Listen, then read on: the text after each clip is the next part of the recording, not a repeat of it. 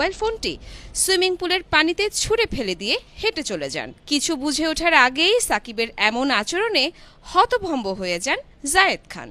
ইন্টারনেটে ছড়িয়ে পড়া কয়েক সেকেন্ডের এই ভিডিও ক্লিপে দেখা গেছে এমনই দৃশ্য। ভিডিওটি দেখে ধারণা করা হচ্ছে পানিতে ছুঁড়ে ফেলা ফোনটি জায়েদ খানের। ধারণা করা হচ্ছে তাদের মাঝে কোনো ভুল বুঝাবুঝির ঘটনা ঘটে থাকতে পারে, সে কারণেই হয়তো জায়েদ খানের উপর বেজায় চটেছেন সাকিব আল হাসান। শেষমেশ মেজাজ নিয়ন্ত্রণে রাখতে না পেরে হাতে থাকা ফোনটি পানিতে ছুঁড়ে মারেন। ভিডিওটি ঠিক কোন জায়গায় ধারণ করা হয়েছে তা নিশ্চিত হওয়া যায়নি, তবে ভিডিওটির বিশ্লেষণে অনুমান করা যায় সেটি কোনো রিসোর্ট বা হোটেলের সুইমিং পুল হতে পারে।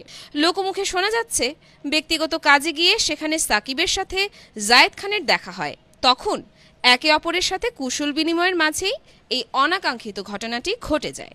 যদিও এই ঘটনার রেশ ধরে এখনও তাদের কেউই প্রকাশ্যে কথা বলেননি। সামাজিক মাধ্যমে